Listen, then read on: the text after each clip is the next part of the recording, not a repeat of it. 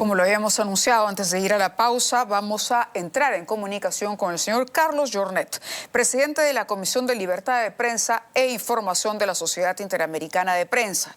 Como ustedes saben, una delegación ha estado estos días en nuestro país sosteniendo reuniones con algunas instituciones públicas y privadas para darse una idea, un diagnóstico sobre la situación de la libertad de expresión en nuestro país. Señor Jornet, muchas gracias por estar con nosotros esta noche. Bienvenido al programa. Gracias a ustedes. Buenas noches. Buenas noches. En casi todas las entrevistas que he podido revisar, que usted ha concedido a medios de comunicación, básicamente se le percibe y se le siente preocupado. Preocupado porque dice que la situación de la libertad de prensa e información en el país está deteriorándose. ¿Cuáles han sido los elementos fundamentales para que usted llegue a un diagnóstico como el que ha revelado en estas entrevistas? Bueno, en realidad es una preocupación que compartimos todos los miembros de esta misión y los colegas peruanos. Es una situación que venimos monitoreando progresivamente y que desde hace 2 años a esta parte vemos un permanente deterioro de la libertad de prensa con señales cada vez más hostiles de parte de funcionarios públicos, de congresistas, con un clima también en las calles que empieza a ser preocupante y además con el agregado, por primera vez en bastante tiempo, Perú tiene un periodista asesinado en enero pasado, ¿no? Es decir, ese clima de hostilidad verbal, tarde o temprano se traduce también en hostilidad física y puede terminar en situaciones como esta que estoy señalando. No, claro que sí. Ustedes se han podido reunir con el presidente del Congreso, también con autoridades como la presidenta del Poder Judicial. ¿Qué pasó con la presidenta? ¿Qué pasó con la presidenta Boluarte? ¿Se negó ella a reunirse? ¿Qué les explicó Gustavo Adriancén, en tanto vocero del Poder Ejecutivo, sobre la ausencia de la presidenta a esta invitación? Bueno, las invitaciones a la presidenta fueron el primer paso que dimos cuando tomamos la decisión de hacer la misión a Perú.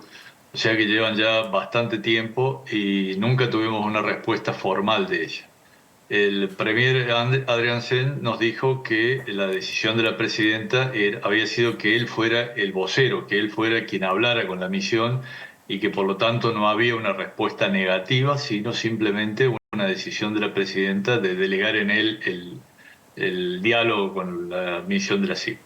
¿Lo han Dijimos que, bueno, si interpretado eso ustedes hubiera así? sido así... Sí, ¿lo han interpretado No, le ustedes dijimos así que o han percibido que hay más bien un intento o mejor dicho, el ánimo de no atender ella personalmente a la delegación? O sea, si hay una invitación formal como la que le dirigimos a la presidenta, debió haber una respuesta formal y decirnos, yo delego en el premier Adriancén. Pero además la decisión de recurrir a esa vía alternativa, es decir, que fuera el premier, la tomó la CIP cuando vio que no tenía respuesta de la presidenta. Por lo tanto, ahí hay una explicación que no nos termina de cuadrar y así se lo expresamos al premier. ¿Y el premier qué es lo que dijo con relación a las preocupaciones que ustedes le expresaron? ¿Cuál fue la respuesta?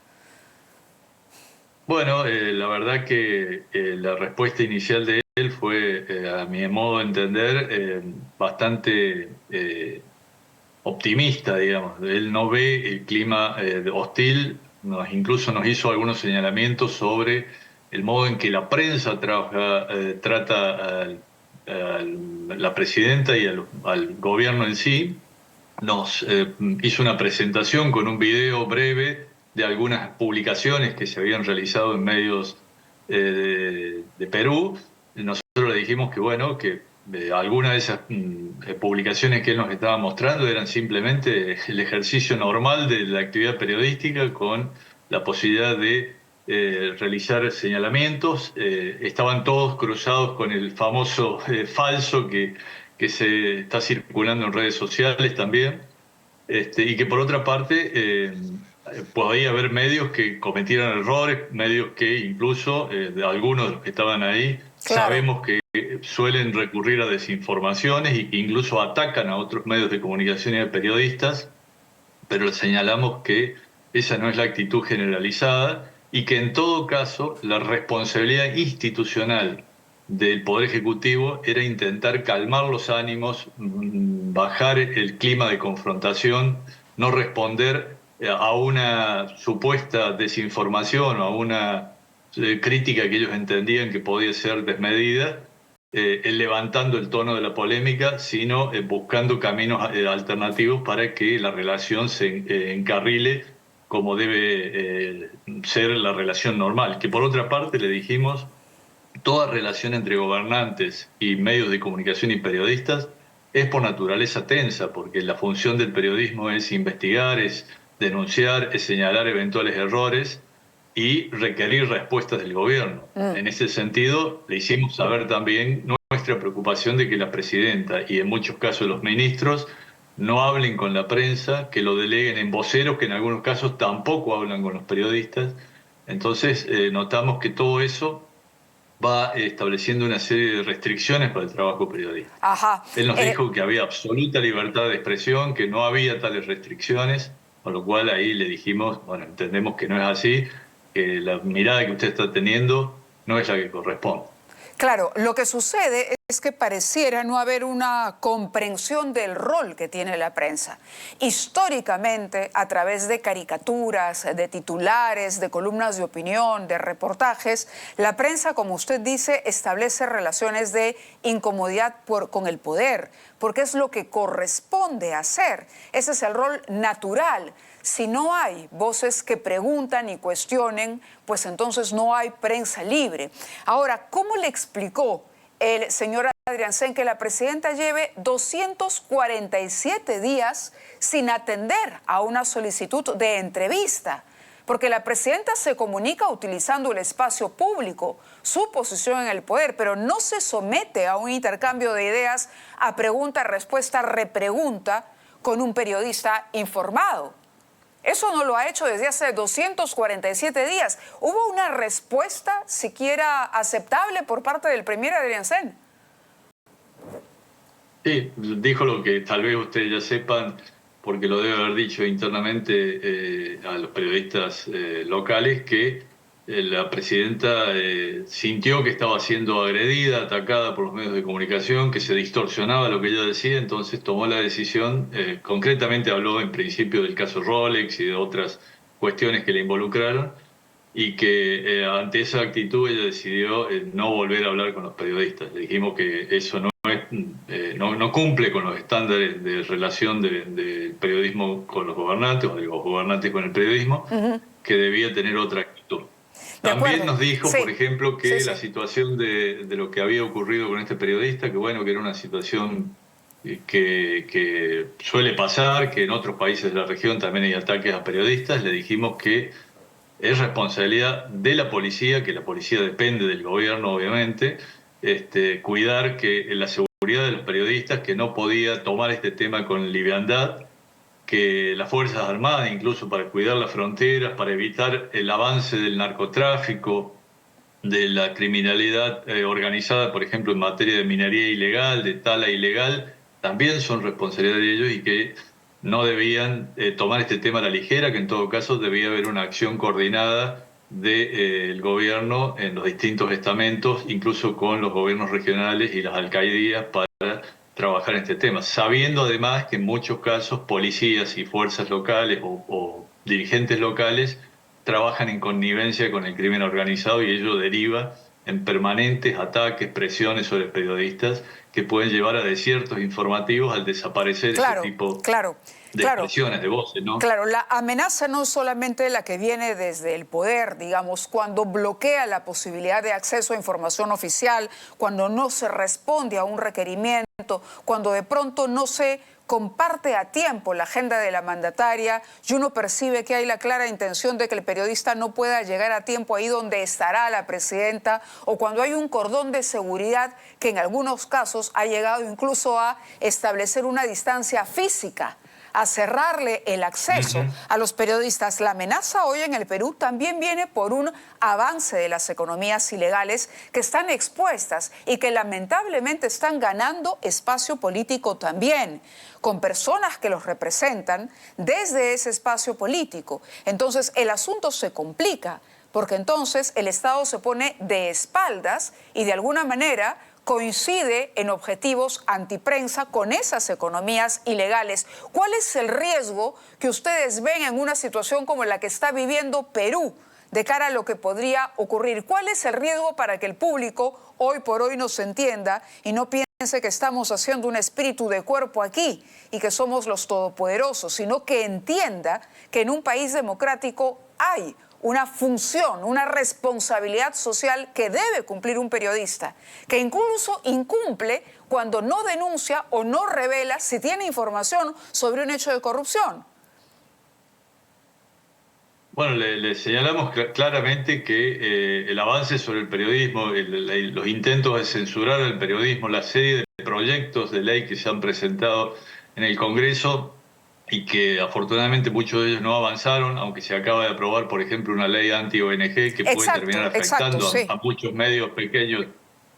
Entonces, todo ese tipo de cuestiones pueden dañar seriamente la subsistencia de medios de comunicación y eso va a terminar redundando en un menor debate ciudadano, en una pérdida de democratización, de institucionalidad, que estamos a las puertas de un proceso electoral que tiene que tener una sólida cobertura de parte de los medios de información. Entonces, tanto a Adrián Sen como al presidente del Congreso, que también le señalamos que su posición era una actitud casi naif, digamos, en el modo en que estaba presentando la realidad del Perú, le dijimos que la responsabilidad de un parlamento era claramente tener una mirada de lo que está pasando en el país, preocuparse por estas cuestiones que le señalamos, por ejemplo, el tema de la minería ilegal, de la tala ilegal, de los ataques que están sufriendo periodistas en las regiones muy alejadas, que no se mirara solo la realidad de Lima, que ya de por sí es preocupante, sino también la realidad de todo el Perú.